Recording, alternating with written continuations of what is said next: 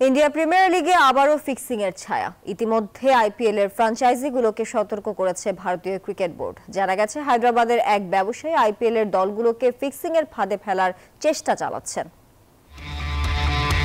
IPL আর fixing যেন একে অপরের পরিপূরক। বিশ্বের সবচেয়ে বড় এই আসর শুরু হলে চারদিকে সবসময় শোনা যায় ফিক্সিং এর কথা। আর এবার এ নিয়ে স্বয়ং ভারতীয় ক্রিকেট বোর্ড টুর্নামেন্টের দলগুলিকে সতর্ক করলো। সম্প্রতি ভারতীয় ক্রিকেট কন্ট্রোল বোর্ড ফ্র্যাঞ্চাইজিদের জানিয়েছে হায়দ্রাবাদে এক ব্যবসায়ী আইপিএল এর সঙ্গে যুক্তদের গড়াপেটার ফাঁদে ফেলার চেষ্টা চালাচ্ছেন। একটি ক্রিকেট বিষয়ক ওয়েবসাইটের প্রতিবেদন অনুযায়ী দুর্নীতি বিরোধী ও নিরাপত্তা সংস্থা টুর্নামেন্টটি যেন ফের কলঙ্কিত না হয় তাই আগেভাগেই সতর্ক করেছে দেশ। বান্ডেল থাকলে প্রতি সেনমানিতে টাকা বাঁচবে। বিকাশ সেনমানি বান্ডেল কিনে জিতুন প্রতি লেনদেনে ক্রিকেট বোর্ডকে। এছাড়া আরও জানা গেছে শুধু প্লেয়ার নয়, সাবধান করা হচ্ছে কোচ, সাপোর্ট স্টাফ এমনকি ধারাভাষ্যকারদেরও।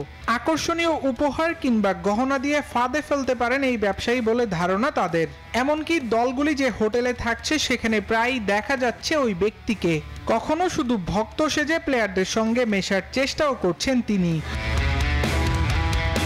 এর আগে 2013 সালে স্পট ফিক্সিং এর ঘটনা প্রকাশ্যে আসে, যে ঘটনায় 2 বছরের নিষেধাজ্ঞায় পড়তে হয়েছিল চেন্নাই সুপার কিংস ও রাজস্থান রয়্যালসকে।